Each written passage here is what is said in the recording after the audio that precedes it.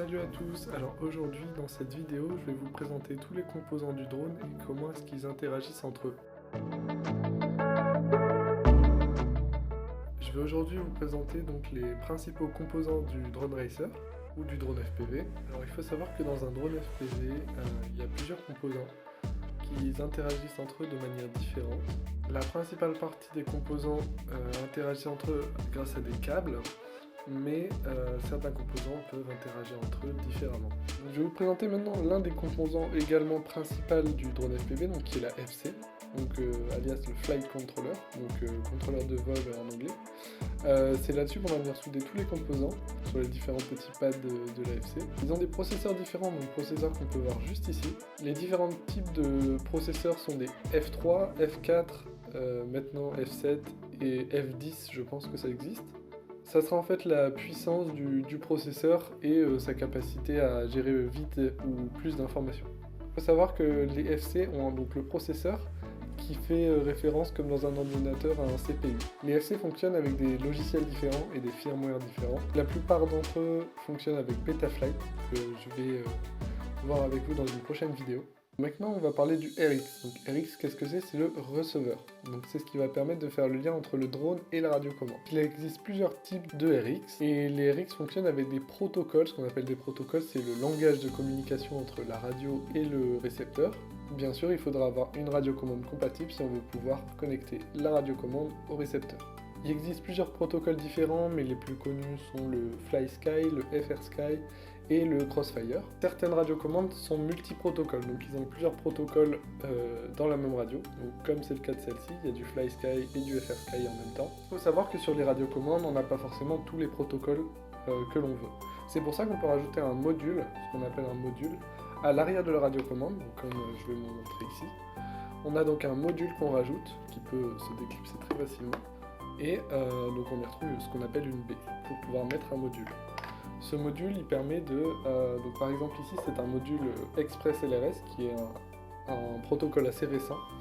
Et ce module permet de faire le lien donc, entre la radiocommande et le RX. La fréquence des récepteurs se situe en général à 2,4 GHz. Mais on peut aussi trouver des récepteurs qui sont à 900 MHz. La fréquence, qu'est-ce que ça va changer? Ça va changer la pénétration, donc par exemple à travers des arbres ou des obstacles, donc qui va nous permettre aussi d'aller également plus loin. Ensuite vient le tour du VTX. Donc le VTX, qu'est-ce que c'est? C'est un petit module comme ça. VTX, ça veut dire vidéotransmetteur, donc avec le TX, donc transmetteur. Et c'est ce qui va permettre d'envoyer la vidéo directement dans les lunettes ou le masque. Il existe plusieurs types de VTX qui fonctionnent également avec des protocoles. Les protocoles cette fois-ci sont internes et non pas comme le RX externe. Les deux protocoles principaux sont le Smart Audio et l'IRC30. Ici j'ai un VTX donc TBS Unify qui fonctionne avec du Smart Audio. Si ça vous intéresse, je ferai une vidéo sur le Smart Audio et l'IRC30 plus tard. Ce VTX peut être connecté de différentes manières. Donc ici c'est un petit connecteur UFL. Qu'on peut connecter très facilement en appuyant dessus. Et de l'autre côté, on a donc un autre embout pour l'antenne cette fois.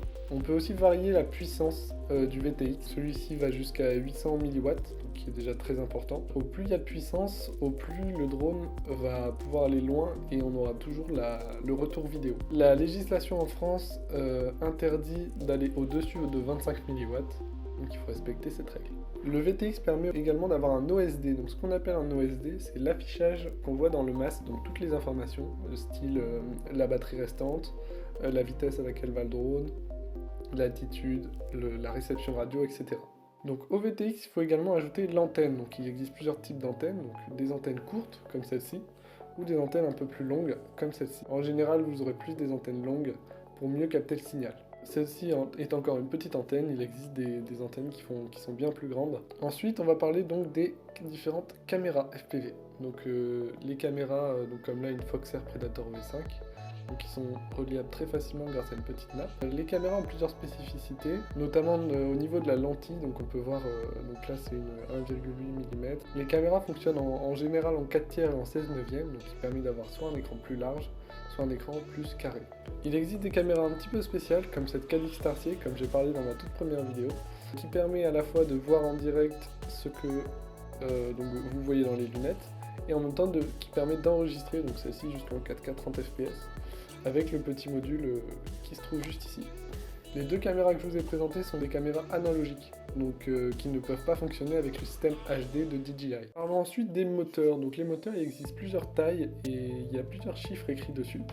Je vais prendre celui-là qui est un très bon exemple. Donc il est marqué 2207 et 1800 kV. 2207 c'est la taille du moteur, 07 c'est pour la taille en hauteur et 22 en fait c'est pour le diamètre. Le chiffre, donc 1800 kV, c'est en fait le nombre de tours que va faire le moteur par volt et par minute. Par exemple, si on lui donne 1 volt, il va faire 1800 tours par minute. Les moteurs ont des arbres, donc ce qu'on appelle l'arbre, c'est la vis que vous voyez au-dessus, ont des arbres différents, donc il faut faire attention à choisir des hélices bien compatibles, même si la norme reste du 5 mm comme ça. Ensuite, on a le moteur, par exemple, celui-ci est plus gros, c'est du 2507 si je ne me trompe pas, donc en hauteur il est le même, par contre en diamètre il est déjà beaucoup plus gros.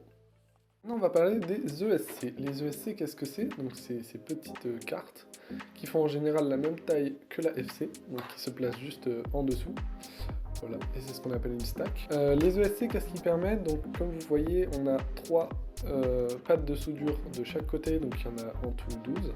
Et c'est ce qui va permettre de relier les 3 fils du moteur sur chaque pad. L'ESC, ça sert à quoi? Ça sert à distribuer donc l'énergie au moteur pour qu'il puisse tourner. C'est également ici qu'on va brancher le câble qui va être relié à la batterie et c'est le l'ESC qui va gérer la distribution donc, dans tout le drone. Vous voyez, il y a un petit câble ici, en fait c'est ce qui va être relié directement à la FC. C'est un câble qui se branche sur la FC et ce qui va permettre d'envoyer de l'énergie à la FC et de contrôler les moteurs. Avec des grosses batteries, donc par exemple du 6S comme je vais vous montrer après, il est conseillé de rajouter un condensateur, il est même quasiment obligatoire, au devant de la batterie, qui va permettre en fait d'absorber une partie de l'énergie au moment où on branche la batterie. Et ça évite de faire tout cramer le drone. Je vais vous parler donc de quelque chose d'important aussi. Donc les hélices, elles ont donc des caractéristiques différentes et des tailles différentes. Donc par exemple là j'ai une hélice de 3 pouces et là j'ai des hélices de 5 pouces. On peut avoir des bipales comme des tripales. Ici c'est une tripale ou des quadripales. Même ici il y en a 5. Et ça va permettre plusieurs choses. On aura des sensations différentes en vol et la consommation de la batterie sera différente également. Comme vous pouvez le voir, l'hélice a donc une taille, un diamètre en pouces. Donc celle-ci c'est une 50, donc une 5 pouces. Et on a un pas. Donc le pas de l'hélice c'est quoi? Le pas de l'hélice en fait c'est l'inclinaison de la pale. Donc ici c'est des 51-43, donc elles font 51 de diamètre. Et 43 c'est le pas. C'est des hélices de chez T-Motor qui sont vachement bien. Donc c'est des 51-43S, le S c'est juste pour le modèle. On a ici des hélices, donc c'est des 49-40 si je ne me trompe pas. Donc ils ont un pas beaucoup plus faible et qui ont cette fois 4 pales. Ça vient de chez HQ Prop. Ici on a des hélices 3 pouces, donc qui sont faites pour mon Cinewoop, qui ont un pas beaucoup plus élevé et qui sont cette fois donc de 3 pouces, beaucoup plus petites. Maintenant, on peut rajouter des options sur le drone, comme par exemple un buzzer. Un buzzer c'est quoi? C'est quelque chose qui va faire beaucoup de bruit et qui va permettre de retrouver le drone si jamais on l'a fait cracher dans un champ ou dans la forêt. On peut l'activer à distance avec un interrupteur qui est sur notre radiocommande après avoir programmé quelques petits trucs. Si la batterie s'est déconnectée, celui-ci a une petite batterie qui lui permet de biper quand même si la batterie s'est débranchée du drone pendant le crash. On peut également rajouter donc, ce qu'on appelle des GPS, donc c'est des petits modules qui vont permettre de capter des satellites. Et dans notre OSD, on va avoir une petite flèche qui va nous indiquer de où est-ce qu'on a décollé. Et grâce à ça, on va aussi avoir la vitesse de notre drone et l'altitude. Les GPS permettent aussi d'avoir une option dans Betaflight qui s'appelle Return to Home, donc retourner à la maison en français. Et cette option va permettre que si le drone perd la liaison avec la radiocommande, le drone va revenir directement vers l'endroit où il a décollé, ce qui va permettre de récupérer le signal radio. Il faut aussi que je vous parle également de la batterie. Donc les batteries, donc celles-ci ce sont des 6S parce qu'on peut voir il y a 6 cellules. Donc c'est des grosses batteries qui vont aller assez bien sur la frame. Il y a tout type de batterie, donc ça c'est du 6S et on peut retrouver du 4S, 3S, 2S et 1S. C'est en fait par rapport au nombre de cellules et ça va envoyer plus ou moins de patates au drone. Donc comme vous pouvez le voir ici, il est marqué 6S et ça donc c'est la tension en volts, sachant qu'une cellule c'est environ 3,7 volts. 3,7 volts pour des batteries LiPo. On a ici la capacité de la batterie, donc ici 1300 mAh, donc 1300 mAh. 126 c'est le nombre de décharges, donc c'est-à-dire que la batterie va, en fonction de ce numéro, pouvoir envoyer plus ou moins de décharge rapidement. Les batteries ont différents connecteurs également, donc ça c'est un connecteur XT60, comme on peut le voir juste là, qui va aller donc directement dans le connecteur XT60 du drone. On peut retrouver également des XT30 qui sont des plus petites prises qui sont destinées à des plus petites batteries. Après évidemment on peut avoir donc des GoPro qui se mettent, donc celle-là c'est une GoPro Hero 6 et qui se mettent donc à l'avant du drone pour pouvoir filmer quand on fait du cinématique ou même du freestyle.